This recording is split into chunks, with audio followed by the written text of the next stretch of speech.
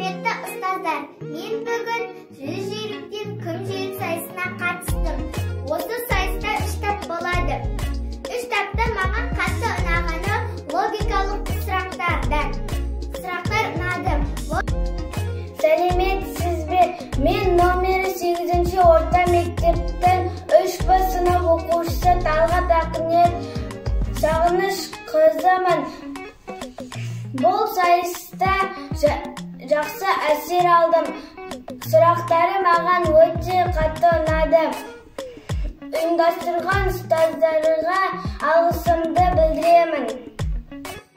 Сәлеметсіздер ме, апайлар, ұстаздар? Мұңайлы ауданы нөмір 8 орта мектебінің 3 Б сынып оқушысы Сәттіғұл Сыйбай. Бүгінгі сайыс өте қызықты, көңілді өтті. Ұстаздарға, ұйымдастырған ұстаздарға үлкен рахмет.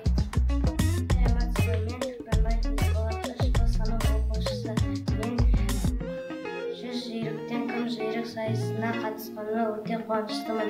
Оқушылар, сіздерді алған жетістіктеріңмен құттықтаймын.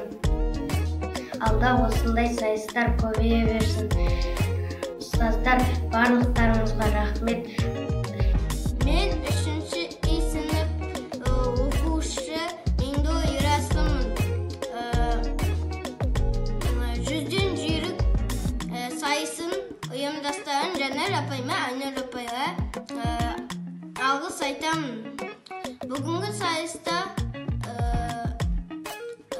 мен үшін өте жақсы болды. Және бұл сайысқа мен 3-ші орынға ие болдым. Алдағы уақытта бұдан да жоғары нәтижеге көрсетуге тырысамын.